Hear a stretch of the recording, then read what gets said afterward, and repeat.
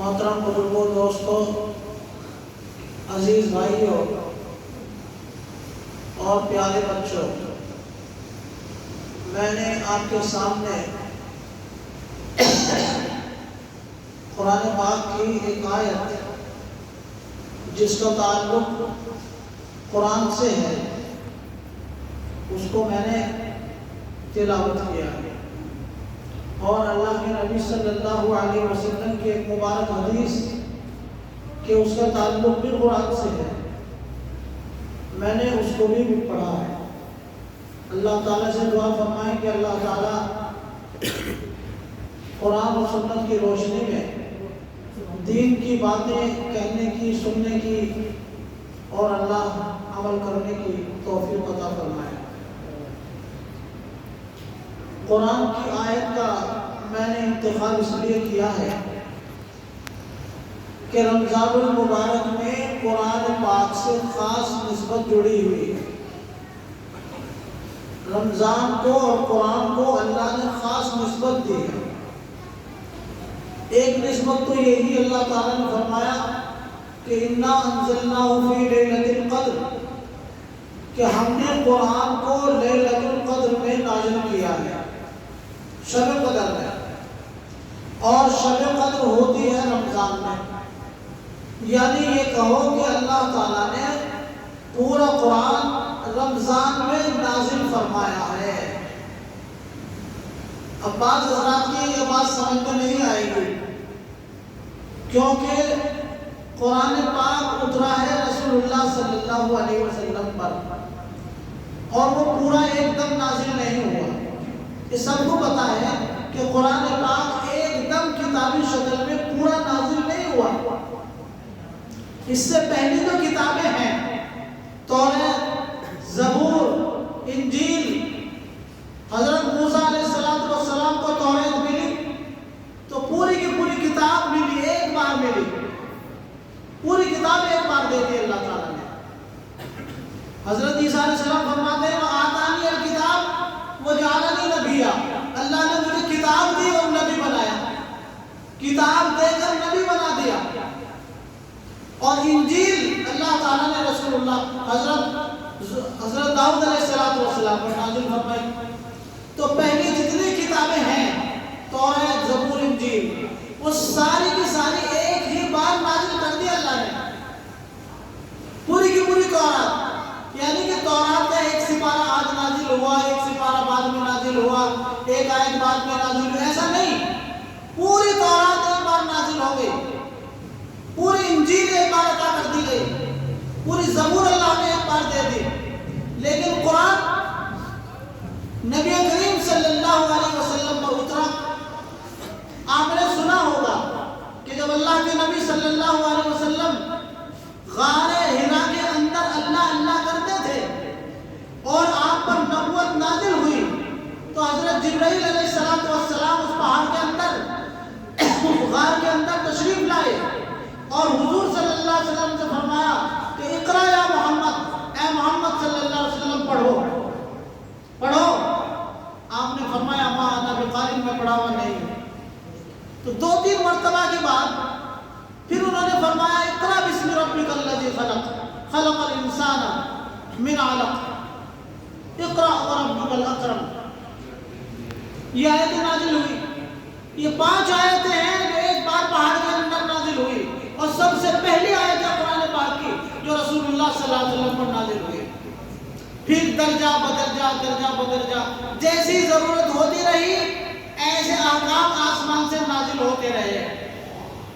ایک دم نہ نماز نازل ہوئی، ایک دم نہ روزوں کا حکم آیا، ایک دم نہ شراب چھوڑنے کا حکم آیا، سارے احکام آہستہ آہستہ نازل ہوئے، اور 23 سال کی زندگی میں پورا قرآن پاک نازل کر دیا گیا۔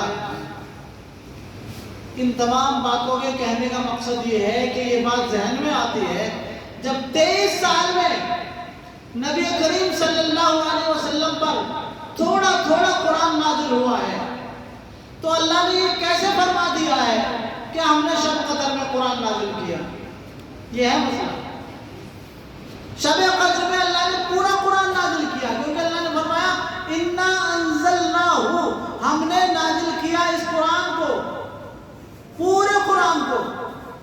شب قدر میں، رمضان میں، جبکہ حضور پر نازل ہوا تھوڑا تھوڑا 23 سال میں، تو ایک رات میں کیسے نازل ہوا؟ یہ مسئلہ غور کرو، ایک مسئلہ ہے، سمجھنے والی بات ہے۔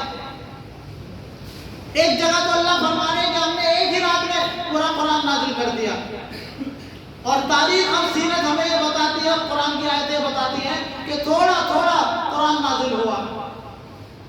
تو دونوں آیتوں میں پھر اختلاف ہو گیا نا۔ ایک آیت کہہ رہی ہے کہ ایک دم نازل ہوا پورا قرآن، اور حضور کی سیرت بتا رہی ہے کہ تھوڑا تھوڑا نازل ہوا قرآن۔ تو بات کون سی صحیح ہے؟ حالانکہ اتنا سب کو معلوم ہے، جو تھوڑے بہت بھی پڑھے لکھے ہیں مسلمانوں میں، سب کو معلوم ہے کہ نبی کریم صلی اللہ علیہ وسلم پر تھوڑے تھوڑا قرآن نازل ہوتا رہا، اور مسائل نازل ہوتے رہے، واقعات نازل ہوتے رہے، جیسی ضرورت ہوئی ایسی آیت نازل ہو گئی، جیسی ضرورت ہوئی ایسی آیت نازل ہو گئی۔ یہ تو سب کو معلوم ہے، پھر اللہ نے یوں کیسے فرما دیا کہ ہم نے سارا قرآن شب قدر میں نازل کر دیا؟ یہ کیسے ہو سکتا ہے؟ سنو، یہ جو اللہ نے فرمایا کہ ہم نے قرآن کو شب قدر میں نازل کیا ہے، اس کا مطلب یہ ہے کہ لوح محفوظ میں جہاں ساری دنیا کی چیزیں محفوظ ہیں، کل صغیر و کبیر، ہر چھوٹی اور بڑی چیز، ہر چھوٹا بڑا کلام، تمام دنیا کی تقدیریں، تمام احکام اللہ نے لوح محفوظ کے اندر محفوظ کر رکھے ہیں۔ لوح ایک تختی ہے، کتنی بڑی ہے وہ اللہ کو معلوم ہے۔ جیسے آپ کے موبائل میں سم کارڈ ہوتا ہے، چپ ہوتی ہے، چپ میموری کارڈ ہوتا ہے، اس کارڈ میں اس کی جی بی ہوتی ہے الگ، یہ اتنی جی بی کا، اتنی جی بی کا، اتنی جی بی کا، اس میں آپ کتنا محفوظ کر لیتے ہیں، کتنا ڈاٹا محفوظ ہوتا ہے۔ وہ انسان نے ایک چھوٹی سی چپ کے اندر، چھوٹے سے کارڈ کے اندر کتنا ڈاٹا محفوظ کر لیا۔ یہ انسان کی طاقت ہے جو اللہ نے انسان کو دی ہے۔ تو اللہ نے اپنے پاس چپ رکھی ہوئی ہے، ایک اللہ تعالیٰ نے اپنے پاس بھی ڈاٹا محفوظ رکھا ہے، اس کا نام ہے لوح محفوظ۔ اللہ تعالیٰ نے قرآن کو لوح محفوظ کے اندر محفوظ رکھا، پورا قرآن لوح محفوظ میں تھا۔ پھر 7ویں آسمان پر سدرۃ المنتہا کے پاس جہاں حضرت جبرائیل رہتے ہیں، وہاں پہ پورا قرآن اللہ نے لوح محفوظ سے اتار کر سدرۃ المنتہا کے پاس نازل کر دیا۔ یہ ایک رات میں ہوا۔ پھر سدرۃ المنتہا سے حضرت جبرائیل کے پاس اللہ کا آرڈر آتا رہا، اے جبرائیل فلاں سورت کی فلاں آیت نازل کرو، اور جاؤ محمد رسول اللہ صلی اللہ علیہ وسلم کے پاس جا کر یہ آیتیں سنا دو۔ پھر جیسی ضرورت ہوتی رہی وہاں سے حضرت جبرائیل اس کو لے کر آتے رہے اور حضور صلی اللہ علیہ وسلم کو وہ آیتیں سناتے رہے۔ یہ ہے اس کی تفصیل۔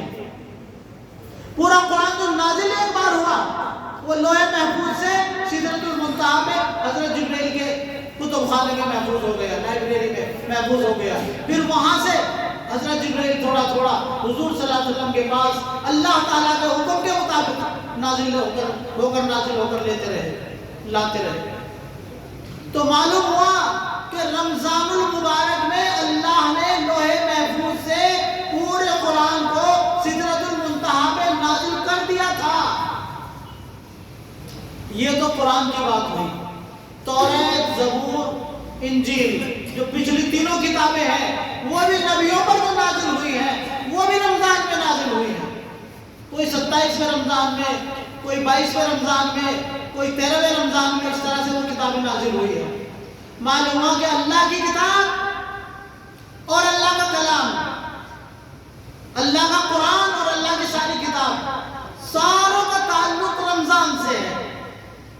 رمضان ایسی عظیم الشان کتاب ہے، رمضان ایسی عظیم الشان مہینہ ہے کہ اس میں اللہ کی ساری کتابیں اسی میں نازل ہوئی ہے۔ اب مسئلہ یہ ہے کہ ہم نے اتنے عظیم الشان مہینے کو، اتنے عظیم الشان کتاب کو، اللہ کی قرآن کو اس کی ہم نے کیسی قدر کی ہے؟ پتہ ہے آج کل کیا ہوتا ہے؟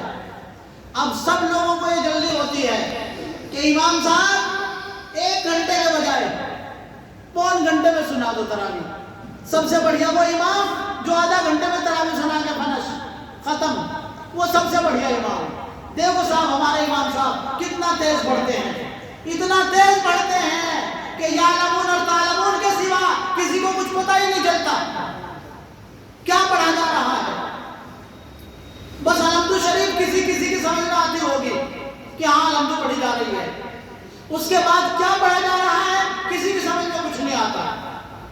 سب جگہ کی بات نہیں میں کر رہا، زیادہ تر ایسا کرتے ہیں لوگ، اور جہاں ان پڑھ زیادہ ہوتا ہے وہاں تو زیادہ ہی کرتے ہیں لوگ۔ یاد رکھنا علماء نے لکھا ہے اگر قرآن پاک کے حروف سمجھ میں نہیں آ رہے ہیں تو ایسا قرآن سننے کا کسی کو ثواب نہیں ملے گا، سنانے والے کو کوئی ثواب نہیں ملے گا۔ اگر حرف سمجھ میں نہیں آ رہا ہے تو بجائے ثواب کے عذاب ہوگا۔ یاد رکھ لینا جو میں بات کر رہا ہوں، یہ کوئی غلط بات نہیں ہے، غلط مسئلہ نہیں ہے۔ قرآن کے بارے میں اللہ نے فرمایا وَرَتِّلِ الْقُرْآنَ تَرْتِيلًا، قرآن کو پڑھو تجوید کے ساتھ، قرآن کو پڑھو ترتیل کے ساتھ۔ تو حروف کی ادائیگی تو بہت دور رہی کہ صاد اور شین کیسے ادا ہوگا، زا کیسے ادا ہوگی، زال کیسے ادا ہوگی، یہ تو بہت دور کی بات۔ یہ حروف بھی سمجھ میں نہیں آ رہے کہ آیت کیا پڑھی جا رہی ہے۔ ایسا قرآن سننے سے بہتر ہے، علماء نے لکھا ہے، فتاوی دارالعلوم میں لکھا ہے، حضرت تھانوی رحمۃ اللہ علیہ نے امداد الفتاوی میں لکھا ہے، فتاوی محمودیہ میں لکھا ہے، سب جگہ لکھا ہوا ہے فتاوی کی کتابوں میں۔ ایسا قرآن سننے سے بہتر ہے علم طرح سے تراویح پڑھ لو، لیکن نہیں، سننا تو قرآن ہے چاہے وہ سمجھ میں آوے نہ آوے۔ اب 3 دن میں پورا قرآن ہو رہا ہے، 3 دن میں جو 10 پارے روز سنائے گا تو تمہارے کیا پلے پڑیں گے؟ 10 دن میں پورا قرآن ہو رہا ہے، 3 پارے پڑھ رہے ہیں، تو وہ بھی 1 گھنٹے میں فارغ ہو رہا ہے، 1.25 گھنٹے میں فارغ، 1.25 پارہ پڑھنے والا 1.25 گھنٹے میں فارغ ہوتا ہے۔ اسی طرح 3 پارے پڑھنے والا بھی وہ بھی 1.25 گھنٹے میں فارغ ہو رہا ہے، تو کیا پلے پڑے گا؟ میرے بھائیوں یہ رواج اب چلا ہے، پتہ ہے جو لوگ 10 دن کا قرآن سنتے ہیں ان کا منشا یہ ہے کہ 10 دن میں قرآن سنا اور باقی پورے رمضان کی چھٹی، وہ تراویح بھی نہیں پڑھتے۔ میرے بھائیوں قرآن سنو یا نہ سنو، غور سے سننا، قرآن سنو یا نہ سنو مگر تراویح پڑھو۔ تراویح کا پڑھنا سنت موقتہ ہے، تمام صحابہ کرام کی سنت ہے۔ اللہ کے نبی نے فرمایا علیکم بسنتی و سنت الخلفاء الراشدین، اے لوگوں میری سنت بھی تم پر لازم اور میرے خلفاء راشدین کی سنت بھی تم پر لازم۔ تو سنت موقتہ ہے، تراویح کا پڑھنا سنت موقتہ ہے، تراویح کا چھوڑنا گناہ کبیرہ ہے، تراویح کا چھوڑنا بڑا گناہ ہے۔ اور قرآن اگر نہیں سنا تو کوئی گناہ نہیں ہے، علم طرح سے پڑھ لی، تراویح پڑھی گئی، کوئی گناہ نہیں ہے۔ پورا قرآن تراویح میں سننا مستحب ہے۔ مستحب کے معنی یہ ہے اگر سن لیا تو بڑی اچھی بات ہے، ثواب ملے گا، آپ کو بہت ثواب ملے گا، بہت ثواب ملے گا۔ لیکن اگر قرآن بالکل بھی نہیں سنا، علم طرح سے تراویح ہو گئی تو کوئی گناہ نہیں ہے کسی کے اوپر۔ اس لیے میرے بھائیوں اگر 10 دن میں قرآن پورا ہو جائے، 15 دن میں قرآن پورا ہو جائے، 20 دن میں قرآن پورا ہو جائے، بعد کی جو تراویح بچتی ہیں ان تراویح کا پڑھنا بھی ہمارے ذمے لازم اور ضروری ہے۔ ایک اور خاص مسئلہ اس میں چل رہا ہے جو میں عرض کرنا چاہتا ہوں، بہت دنوں سے چلا آ رہا ہے۔ حضرت مولانا اشرف علی تھانوی رحمۃ اللہ علیہ نے فرمایا، حضرت رشید احمد گنگوئی رحمۃ اللہ علیہ نے فرمایا، اور دارالعلوم دیوبند کے فتوے پر مہر لگی ہوئی ہے کہ جو کوئی قرآن سنانے والا، تراویح پڑھانے والا، قرآن سنانے والا، اس کو اگر اجرت پر طے کیا جائے گا کہ تجھے 10,000 ملیں گے قرآن سنا دے، تجھے 5,000 ملیں گے قرآن سنا دے، تو جو اس طرح سے قرآن سنائے گا سنے گا، وہ پیسہ دینا گناہ، وہ پیسہ لینا گناہ، اس تراویح کا ثواب نہ سننے والوں کو ملے گا نہ سنانے والوں کو ملے گا۔ وجہ اس کی انہوں نے لکھی ہے وہ ہم سے زیادہ سمجھدار، ہم تو کچھ بھی نہیں، ہم تو ان کے سامنے ان کی خاک کے، ان کی پیروں کے خاک کے برابر بھی نہیں ہیں، جنہوں نے پورا قرآن اس کی تفسیریں لکھی۔ حضرت تھانوی نے 20 جلدوں میں حدیث شریف کی کتاب لکھی، اعلاء السنن، جو باہر دیشوں میں اب بھی پڑھائی جاتی ہے، اعلاء السنن کے نام سے فقہ حنفی کی کتاب ہے۔ حضرت تھانوی انہوں نے لکھا ہے کہ جو چیز فرض ہے اس پر اجرت دینا جائز ہے۔ یاد رکھنا مسئلے کو، جو میں نے کہا اگر دماغ کی بتی کھول کر سنو گے نا تو مسئلہ بھی سمجھ میں آ جائے گا، اور اس کے حرام ہونے کی، ناجائز ہونے کی وجہ بھی ابھی سمجھ میں آ جائے گی۔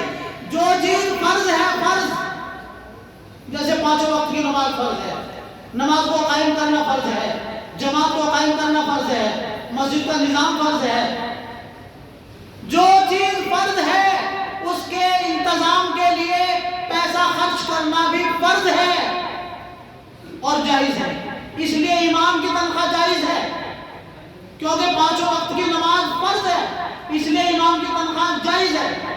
قرآن کی تعلیم دینا بچوں کو فرض ہے، اس لیے قرآن کی تعلیم پر تنخواہ دینا مدرسین کو، معلمین کو جائز ہے۔